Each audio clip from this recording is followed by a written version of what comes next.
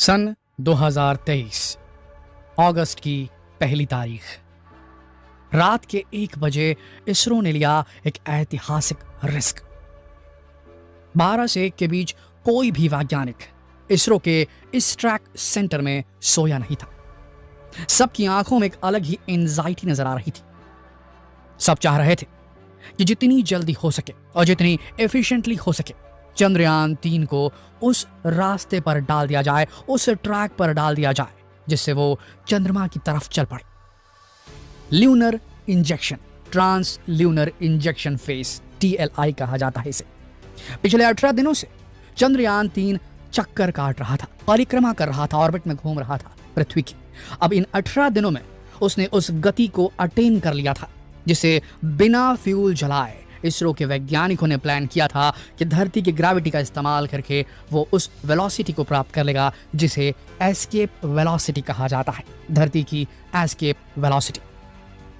Escape velocity वो होती है दोस्तों जो किसी भी सेलेस्टियल बॉडी या अंतरिक्षीय पिंड की ग्रेविटी को मात देने के लिए काफी हो। यानी कि धरती ग्रेविटी को छोड़कर जाने के लिए जितनी ताकत लगेगी, जितनी गति लगेगी, उसे एस्केप वेलोसिटी कहा जाता है।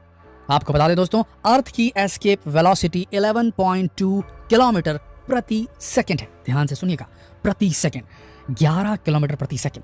अगर इसे पर में हम बताएं आपको तो लगभग 40,270 किलोमीटर प्रति घंटा। अब आपको बता दें इसरो ने कितना बड़ा रिस्क लिया है आज रात 1 बजे। ध्यान से सुनिएगा, धरती इतनी तेज गति से घूम रही है, इसलिए इसकी एस्केप वेलोसिटी है। और अगर चंद्रयान 3 इस वेलोसिटी को बीट कर पाने में फेल हो जाता, देखिए अभी चंद्रयान 3 जो था आज रात के 1 बजे से पहले वो अपने 5th ऑर्बिट और आखिरी ऑर्बिट में चक्कर लगा रहा था। इसके बाद उसे चंद्रमा की राह पर, चंद्रमा के हाईवे पर, लूनर हाईवे पर भेजा जाना था। ये जो लास्ट ऑर्बिट था उसका 5th ऑर्बिट, उसकी पेरिजी यानी कि अर्थ के पास वाला पॉइंट और उसकी एपोजी एकदम अंडाकार शेप में थी। ये जो ऑर्बिट था इसका दूरस्थ पॉइंट एपोजी 1,27,000 समथिंग किलोमीटर दूर था और इसकी पेरिजी धरती के 236 किलोमीटर सतह से थी। तो अब ये जब 236 किलोमीटर पास आता, यानी कि 236 किलोमीटर की दूरी पर रहता धरती से 5th ऑर्बिट में, तब इसे एक बूस्ट देना था। वो बटन दबाना था इसरो को एकदम सटीक प्रिसाइज टाइमिंग में और एकदम सही ड्यूरेशन में। और साथ ही जो थ्रस्टर्स हैं, जो उसके अंदर जो इंजन्स लगे, उन्हें भी एकदम सही मात्रा में फ्यूल को बर्न करना था। ये तीनों चीजें ध्यान से सुनिएगा। पहला, सटीक टाइमिंग पे ये बटन दबना था। दूसरा, सटीक ड्यूरेशन के लिए, अंतराल के लिए, ड्यूरेशन के लिए इसे दबा कर रखना था। तीसरा, सबसे इंपॉर्टेंट चीज, जो थ्रस्टर्स थे उन्हें एकदम एक्यूरेट अमाउंट में फ्यूल को बर्न करना था, तभी वो गति प्राप्त कर लेता जो एग्जैक्टली 11.2 किलोमीटर प्रति सेकंड, जो कि अर्थ की एस्केप वेलोसिटी उससे थोड़ी सी ज्यादा प्राप्त कर लेता। वीडियो में आगे बढ़े उससे पहले हम एक बड़ी घोषणा करना चाहते हैं।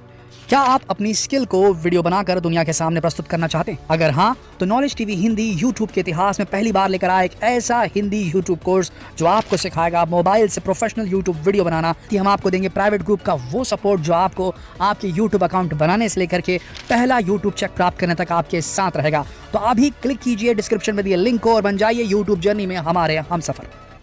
और फिर वो उस राह पर निकल जाता जहां उसे कहा जाता है कि वो ल्यूनर ट्रांसफर ट्रेजेक्टरी में चला जाता।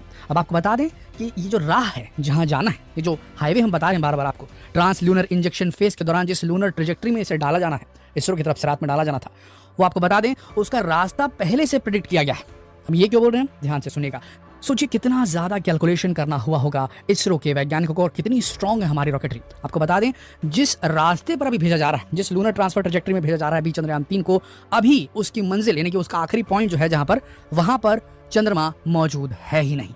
जी हाँ, ये उस टाइप की कहानी है कि आप दौड़ रहे हैं फुल स्पीड से और ट्रेन आ रही है या बस आ रही है और आप उसे पकड़ने के लिए दौड़ रहे हैं। आपको जज करना है कि वो कहां पर एकदम सीध में आपके मिलेगी, यानी कि उस जगह पे अभी है नहीं, वो पीछे है ट्रेन, वो आ रही है और आपको एग्जैक्ट कैलकुलेट करना है कि इस टाइम पे इस जगह पे इस ट्रेन का दरवाजा रहेगा, मुझे अंदर घुसना है। तो मूविंग ट्रेन के अंदर घुसने वाली बात है, क्योंकि इस वक्त चंद्रमा उस जगह पे है नहीं लूनर ट्रांसफर ट्रेजेक्टरी में जहां पर ये बढ़ रहा है आगे चंद्रयान 3। ये क्यों हो रहा है? देखिए जो चंद्रमा है वो धरती के चक्कर काट रहा है, वो एक जगह रुका नहीं है, वो मूव कर रहा है। तो चंद्रयान 3 के जो वैज्ञानिक है, इसरो के वैज्ञानिक, उन्हें एंटीसिपेट करना है कि यहाँ पर होगा चंद्रमा इस वक्त इस समय तक, और उसके हिसाब से इन्हें वहाँ अपना जो ट्रेजेक्टरी उसे मापना होगा। मेरे ख्याल से आप समझ गए होंगे हम क्या कहना चाह रहे हैं। तो इसरो के वैज्ञानिकों को एकदम सटीक टाइम पे 236 किलोमीटर पर जब दूरी पे आखिरी ऑर्बिट में रहता चंद्रयान 3, तब उसको एकदम सटीक टाइम पे उतना ही देर के लिए दबाना था कि वो उसी राह पर चले जहां पर आने वाले समय में यानी कि 23 तारीख के अराउंड, जो 17 तारीख के अराउंड जो है वहाँ पर चंद्रमा पहुंचेगा, जब ये एंटर करेगा वहाँ के लूनर ऑर्बिट में।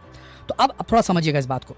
ठीक रात के 1 बजे इसरो वालों ने बटन दबाया और आपको बता दें अभी चंद्रयान की जो गति थी वो 1 किलोमीटर प्रति सेकंड से 10 किलोमीटर प्रति सेकंड के बीच थी। जब ये धरती से दूर रहता तो इसकी स्पीड कम, और जब पास रहता तो इसकी स्पीड बढ़ जाती, क्योंकि जैसे जैसे धरती के पास आता है अपने ऑर्बिट करते हुए तो धरती की ग्रेविटी और ज़्यादा स्ट्रांग होती जाती है, तो इसे और स्पीड मिलती है। समझ रहे हैं? तो अब ये आया 236 के पास, तो समझ लीजिए इसकी स्पीड कम से कम 10 किलोमीटर से थोड़ी सी ऊपर रही होगी। एकदम प्रिसाइसली इन्हें आधा किलोमीटर की स्पीड बढ़ानी थी 11.2 से एस्केप वेलोसिटी क्रॉस करने के लिए, और इन्होंने एकदम सटीक टाइम पे सटीक बटन दबाया। तीनों चीज़ एक साथ हुई और उसके बाद चंद्रयान 3 दोस्तों सफलतापूर्वक छोड़कर चला गया हमारी दुनिया, हमारी पृथ्वी। जी हाँ दोस्तों, बड़ी सफलता मिली है इसरो के वैज्ञानिकों को। ट्रांस लूनर इंजेक्शन फेस में चंद्रयान 3 उस सफर पर निकल चुका है, उस ट्रेजेक्ट्री में निकल चुका है जहां आने वाले कुछ 10-15 दिन में चंद्रमा पहुंचेगा। और प्लान ये है कि इसकी ट्रेजेक्ट्री उसके पाथ को कोलाइड करेगी, और प्लान ये है कि चंद्रयान 3 को जो लूनर ग्रेविटी है, मून की ग्रेविटी में फंसा दिया जाए। एक बार वो लूनर ग्रेविटी में फंसा, उसके बाद वहां पर फिर से उसको चक्कर कटवाए जाएंगे और उसको डी बूस्ट किया जाएगा। धीरे धीरे चक्कर काटते काटते उसका जो सर्कल है कम होता जाएगा, कम होता जाएगा, कम होता जाएगा, और आखिरी में उसे उतारा जाएगा। तो एक बहुत बड़ी सफलता है, बहुत बड़ा रिस्क लिया था इसरो के साइंटिस्ट ने, और ये सफलता इतनी बड़ी है दोस्तों। देखिए हमारे पास अब इतनी एडवांस टेक्नोलॉजी है नहीं कि हम सीधे सीधे यहाँ से एक ग्रह से दूसरे ग्रह चले जाए। चलिए चंद्रमा तक जा भी सकते हैं, लेकिन अगर अमेरिका को भी अपनी सबसे एडवांस टेक्नोलॉजी यूज़ करनी है और मार्स पर उतरना है तो उसे भी ऑर्बिट करने वाला मेथड यूज़ करना पड़ता है, स्लिंग शॉट मेथड। और इसका परफेक्शन आना इस चीज़ में बेहद ज़रूरी, और भारत ये एक बार कर चुका है चंद्रयान 2 के दौरान। जो प्रॉब्लम आई थी वो लैंडिंग के दौरान आई थी, लेकिन ये ऑर्बिट मैनूवर्स एकदम परफेक्टली किए थे चंद्रयान 2 के दौरान जो भारत है उसने। तो इस बार भी वो होगा, और जितने बार करेगा भारत ऐसा उतने बार इसे परफेक्शन मिलेगी, और इससे सुदूर अंतरिक्ष के दूसरे ग्रहों तक अपने यानों को भेजना इसरो के लिए एकदम आसान हो जाएगा। तो बहुत बड़ी यहाँ पर उपलब्धि है। हम सब चाहते हैं कि आप सब शुभकामनाएं दें इसरो को, और हम सब प्रे करें, प्रार्थना करें, दुआ मांगे कि इसरो इस बार कामयाब हो जाए और हम सारे भारतवासियों का सपना साकार कर दे, एक सॉफ्ट लैंडिंग चंद्रमा पर करके। जितना हो सके दोस्तों इसे शेयर करें, फेसबुक पर, व्हाट्सएप पर, यूट्यूब पर, जितना हो सके इस वीडियो को शेयर करें। जल्द मिलते हैं आपसे अगले वीडियो में, तब तक के लिए आप सबका इस वीडियो के अंत तक बने रहने के लिए दिल से धन्यवाद।